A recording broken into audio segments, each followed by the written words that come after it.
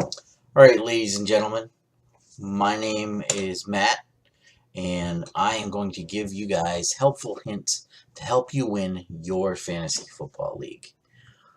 I am a four-time champ in my league that I've been running for 9 years. I have uh, 11 more fantasy football titles to my credit. Been playing since 1995. Um, I know what I'm doing. I've studied this more than any human should.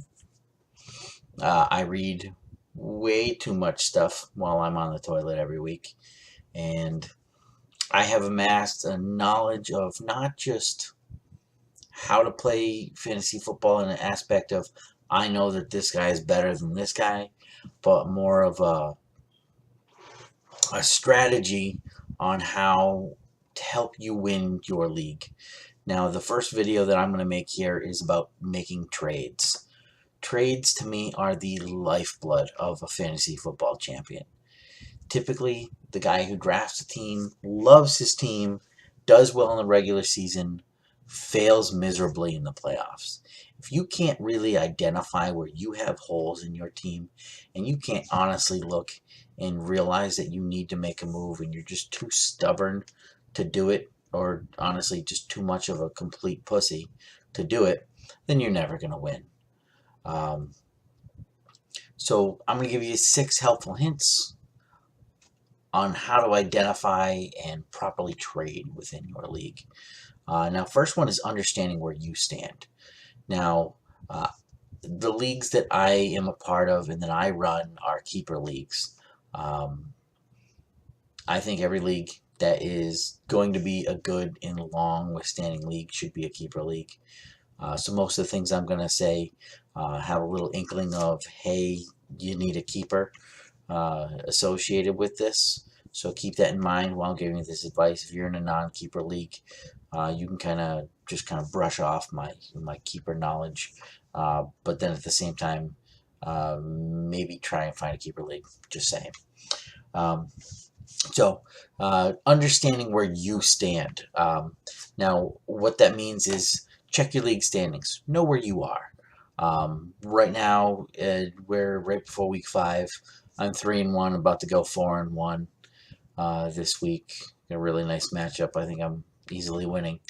So I'm in a good spot right now. I'm tied for first or tied for second at very worst in my division standings. So I got one of the best teams out there, obviously according to me. But I have a great roster. It's really deep. That's what she said. But I know where I stand as far as the standings. So if you're like me and you're high in the standings, you have room to take a risk. Conversely, if you are, say, 0-4, about to go 0-5 or 1-4, you really need to make a decision. Do I have the opportunity and the willingness to make my team better and make a run at it, or am I toast? Now, once you get to 6 losses, your season's over. So 6 losses normally will mean I'm toast, especially if you get it before week 10. If your loss 6 comes before week 10, I mean, abandon ship. We'll talk about that later. So the next step is understanding where the other teams stand. Understand that a team like me that's in the top 2 or 3 in the league, I'm going to look at the people at the bottom of the league that are 0-4, 0-5 as my potential trade partners, because I'm going to either try and make them better, or I'm going to try and offer them something that makes them better for next season, we'll say. Whereas if I was 0-4, 0-5, then I would be like, all right, well, I'm going to make a big move. I'm going to try to get back in it this season. I'll see if it can happen. I'm more or less looking to trade with one of the top teams that maybe has great depth, but would trade the depth for a superstar. So like that. The next step is being honest about your team. And that's all it is. Look at your team, honestly see where you stand. If you got some guys you've been waiting on, like someone in my league has Dez Bryant on his team, come on, bro. Dez Bryant may sign after week 6 this year, But what is he really going to bring you in terms of fantasy value? If he's joining a team week 6, he missed training camp, missed 6 weeks of practice. He's not working out with the quarterback. He's not on the team. I mean, the best you can hope is maybe at the end. Are you really going to roster someone for 13 weeks and hold that spot because maybe he'll be good? Players who sign after week 6, if they make an impact, statistically it ends up being in the playoffs. And not the fantasy playoffs, but the real people playoffs, which holds no fantasy value whatsoever. Just saying. The next one is identify the correct trade partners. So along the lines of we're understanding where the other teams stand, really, you have to identify who's going to trade well with you. Now, too many times you get these awful trade offers where everybody's just trying to screw everybody over. Now, we still get those types of trades in my league. It happens. People come across to see if they can rip someone off. But my league already, and we're before week 5, has completed 17 trades throughout the 10 teams. And to my knowledge, all 10 teams have been at least involved in one of those moves. So uncanny, but it's fun. You know, as a commissioner, when I get to come out on a video and report that, hey, we have a trade alert, it makes it more enjoyable for the league. And we're not trading just to trade, but people are legitimately trying to kind of rework their roster and legitimately make their team better. Now, the key is you have to be willing to make your opponent better, which is why I say identify the trade partners. If you're a top team, you don't want to trade with another top team to make you better, because then you're going to make that other team better. You want to make the people who are not your competition better. You want to trade with that 0-4, 0-5 team. You want to identify that the kid who's about to go 0-5 this week has 2 good players. One of them is Tom Brady, who you don't want to trade for because he's a quarterback. And if you're one of the top teams, you probably got one already. But he's also got Saquon Barkley on his team. Hey, now that's a nice trade. I'd like Saquon Barkley on my team, even if I'm in the top. I'm sure there's stuff I could give up. So a roster like mine that before this week looked like I had James Conner on my team. I have Le'Veon Bell, but I had them both. So they're honestly the same person. So whether it's Conner or Le'Veon Bell, I got the Pittsburgh running back. I have McCaffrey is one of my running backs. I had Dalvin Cook. Who else did I have? Wide receivers. I have Brandon Cooks. I have Jarvis Landry, Alshon Jeffrey. I got Matt Breida on my team. Chris Carson on my team. So I had more people than I could physically start.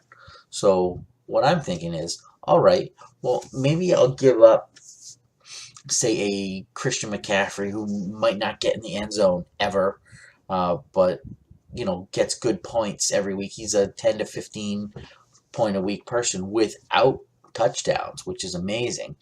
And package him for, say Alshon Jeffrey, and you put those two together and make a trade for Barkley. Now, the person I offered this to is a moron, and he didn't take that trade. But that's on him. I made a great trade to him. Burp. And sometimes they don't always really accept your trades, but understand that you've made a good offer. And the more good offers that you make, the more people are going to take you seriously when you make a trade. So what I ended up doing was, I went out on a limb and I traded with another one of the teams that didn't have many wins, and I traded Jeffrey and I traded Dalvin Cook, and in return, I got AJ Green and Kerryon Johnson. Now, I'm a big fan of Kerryon Johnson. I think he's going to have a huge role in the offense. And again, being a good team, I can take that risk. if Kerryon Johnson being good or bad, because Dalvin Cook is just sitting on my bench every week. So now I got Kerryon Johnson sitting on my bench. He turns into a superstar. I got to find room for him. But what I did was I took Alshon Jeffrey and swapped him for AJ Green.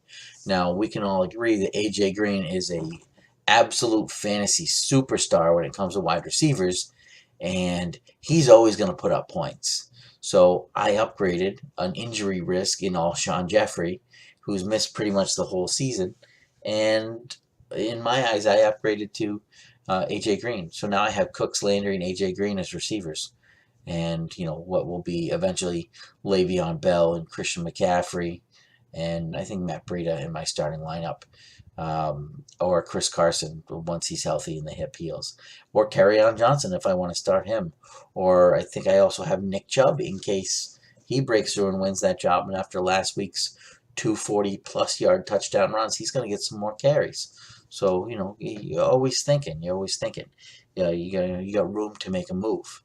Now, if you're the other team, if I was a kid in my league who had Saquon Barkley, if I'm like, all right, well, I have some role players who are decent, but all I got is one superstar, Saquon Barkley, that I can rely on every week, and someone offers me Jeffrey and Christian McCaffrey like I did, I hop on that.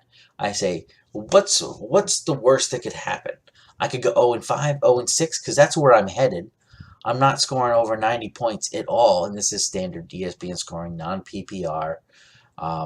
If you're doing a PPR league, great. Just adapt what I'm saying to the fact that someone catches passes. So obviously, if you're in a PPR league, you're not going to trade Christian McCaffrey for friggin' anybody.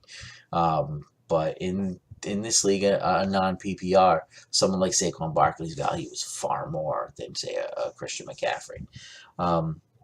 But if you're that 0-4 team, trade your superstar.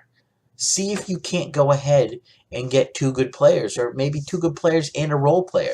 If you can get multiple people who will start on your roster for one player and you're a losing squad, take that risk. Now, if you're on a keeper league, you want to make sure you have one good player to start next season with. So, you might be like, well, I want Saquon for next year. If you're going to pack it in like that, then that's your decision too. And that's fine. I would usually just suggest you tell the rest of the league, hey, I'm not going to win this year. I'm not going to try to win this year. I'm keeping Saquon for my keeper next year. And that's just the end of it. And, and then people respect that. And maybe later on in the season, something happens like Todd Gurley tears an ACL. God forbid. People who had Todd Gurley, I'm sorry if I just wish that upon him. But say Todd Gurley tears an ACL. Well, now you got one of the best running backs in football who tore an ACL, who'll be back next year. And maybe you trade Todd Gurley and one of your top wide receivers to that bad team for Saquon Barkley. Saves your season because now you got Saquon to help you get through the playoffs. And it gives that guy two people, one that he can start in place of Saquon, and the other one, a keeper for next year who's a top-tier player. And that's how you get people to listen. I probably made 3 trades last year where I traded someone on IR for an active player who's playing this year, that year, because, they were teams that were out of it, but I made the move. So, like I said, identify the trade partners. Now, the next step is common sense to me. It's be bold. If your team is winning and you have depth, be bold, take a risk. Risk the fact that you could lose a trade for the potential that you can win it. Now, I'm not saying take a risk every time, but take a risk. Take someone who you have a gut feeling is going to do good, that by some metric that you have is going to play well, that's not on your team, and you go after that person. Maybe you give up a little bit more. You absolutely never know with a player. Don't just be like, well, this guy put up great stats last year. I know he's not doing good now, but I'm not going to trade him because he'll turn it around. Being bold also means, again, being honest with yourself. Remember step 3, be honest about your team. Do it. Through 5 weeks, you know. I hate it when I gotta pause the video. So sorry about that. So like I said, be bold. Make a move. You know, the people who regret it the most are those people who finish second and third place, like someone in my league did.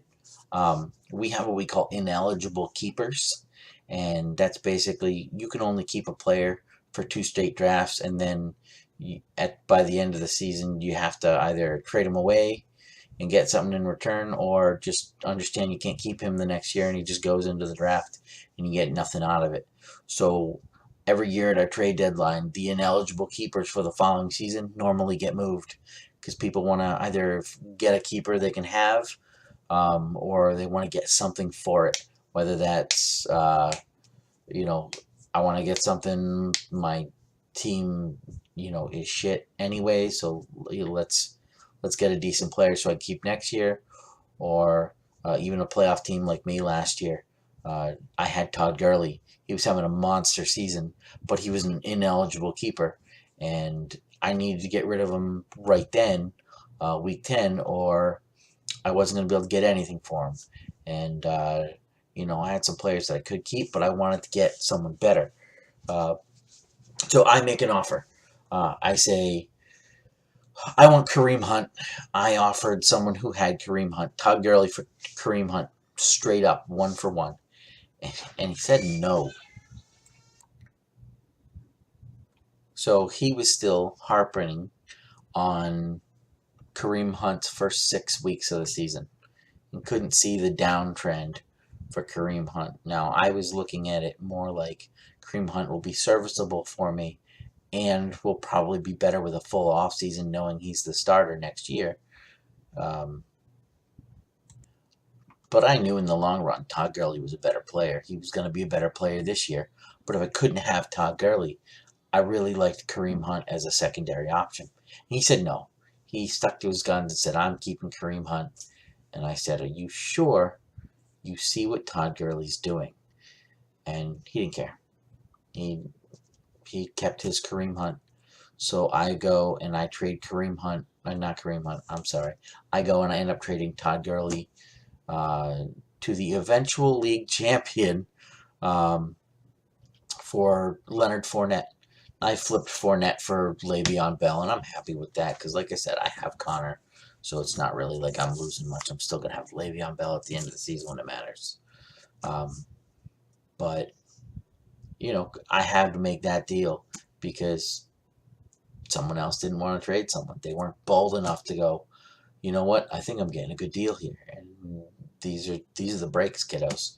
You either make the move and be bold, or you end up losing to the team I traded Todd Gurley to in the semifinals, and then watch that kid win the damn championship when you haven't won it yet. Understanding full well what Todd Gurley did the last 5 weeks of the season, and knowing that he would have won anybody a championship. So, different league champion happens if you're bold. This is why I'm saying, ladies and gentlemen, be bold. And my last piece of advice is you should be looking at potential people to trade for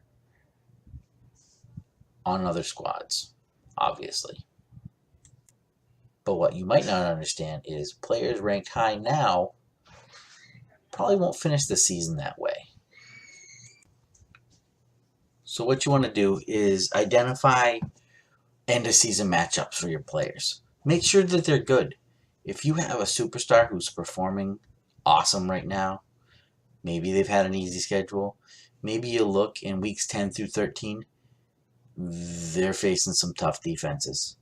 And you don't want to get stuck in the playoffs with crappy matchups. You want to find those players who are playing the crappy teams during playoff time. Because, let's be honest, regular season titles, they don't mean anything. If you're not going to win in the playoffs and the championship, you're not going to win anything. So, what my suggestion is, if you have a player that has bad matchups, so say you look and AJ Green has awful matchups at the end of the season, well, use them while you can, and then before the deadline, dump him for someone who's got good matchups. Maybe you see Brandon Cooks out there. He's got some nice cake matchups during the playoffs. So although AJ Green might be better on the surface, you know, right before those matchups start to turn, you trade AJ Green for Brandon Cooks, you're almost certainly going to get that trade, and maybe you can even get like a bench player or um, somebody you can take a risk on to go with it. These are the easiest trades to pull off, especially with beginners or rookies in your league, people who aren't that good. If you are smart enough to look ahead at these end of season matchups, they'll think they're getting an absolute steal on you. But then when it winds up being the end of the season, they're like, oh man, my guy's going to go against the Philadelphia secondary, who's not giving up any passing yards to receivers at all. And the guy I just traded with is playing, Pittsburgh, who's got the 32nd ranked pass defense in the league. Well, guess what? It looked like on the surface you lost that trade, but in the end, when you got in that championship, well, who's really laughing? Whether you got your money, or in my league, we have like an actual championship belt that you get. Uh, these are fun things to have. You want to be the champ, and even if you win absolutely nothing but a little icon that says you're the champ, you got bragging rights all next year. When you go to that draft, be like, who's the champ? And that's what you want in fantasy football. I think the best part about fantasy football is telling your friends how much they suck and you don't. So I've gone through my 6 points. I'm going to give you one last bonus tip. Part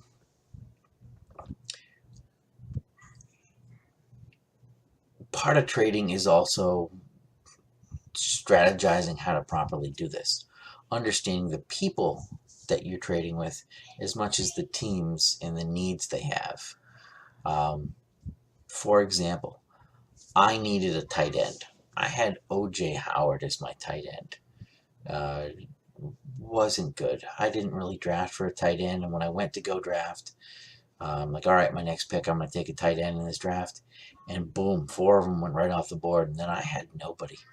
Now, thank God that happened, because all of those tight ends that went in there around, every single one of them got wiped out with some type of an injury. So I drafted O.J. Howard on a flyer. I think he was going to perform well. He had a good week 3. So with all the tight injuries, I noticed I got a trade that was offered me. Someone offered me Chris Carson for O.J. Howard. And I'm like, well, I can't give away my tight end because I got nothing. I said, but let me see if I can get a tight end otherwise. So at this point, I had Tyreek Hill. He was the number 1 wide receiver in the league. And I said, all right, well, what I'll do is I'll offer someone Tyreek Hill because I have depth at wide receiver for Travis Kelce. I usually like Travis Kelce on my team. I try and find a way to get him. So I went for it. And he wouldn't do it. He was like, no, give me Christian McCaffrey and I'll give you Kelce. I'm like, I'm not giving you Christian McCaffrey. So what happened was another member of my league had Rob Gronkowski. I said, you know what? I live in New England. As much as you see the Yankees hat, I am a Pats fan at heart. And I love my Patriots, but so does most of my league. So with the League of Patriots homers, I go to one of the league members who had Gronkowski, and I said, listen, you also have an extra tight end. She had Kyle Rudolph as her secondary tight end. I said, give me Gronkowski. I'll give you Tyreek Hill so you have wide receiver depth. And then you can just start Kyle Rudolph. And statistically, that was a great move for her. So she took that in a heartbeat. So then I go and I take Rob Gronkowski. I understand that I'm trading with the League of Homers, and I now have the greatest homer piece in Patriots lore, which is Rob Gronkowski. So I take Rob Gronkowski.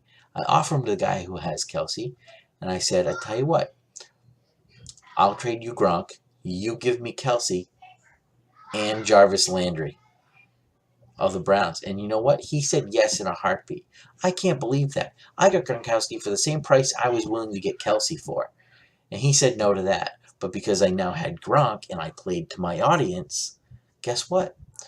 Now I had Travis Kelce and Jarvis Landry essentially for Tyreek Hill. And then guess what I went ahead and did? I accepted that trade for Chris Carson, traded O.J. Howard away because I didn't need him anymore. He goes off and gets hurt, and I got a free Chris Carson, who is the starting running back for the Seahawks.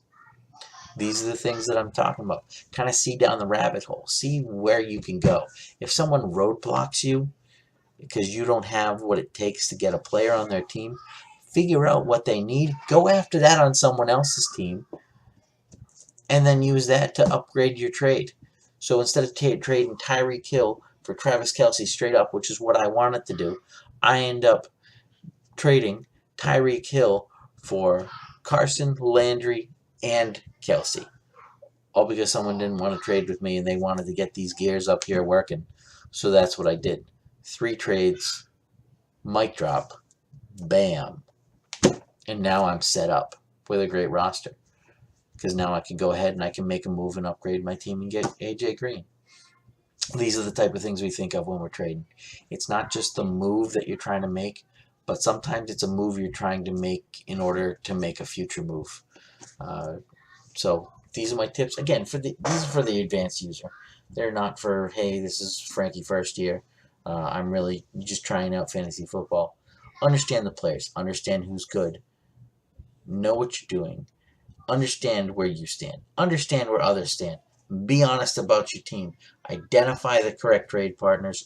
Look at your end-of-season matchups, understanding that regular seasons don't win championships, and just be bold, people. Make a move. Make your league fun. Subscribe to my channel if you like the content. I'm going to be putting more stuff out, like how to run a league as a commissioner, fun things to do with your league,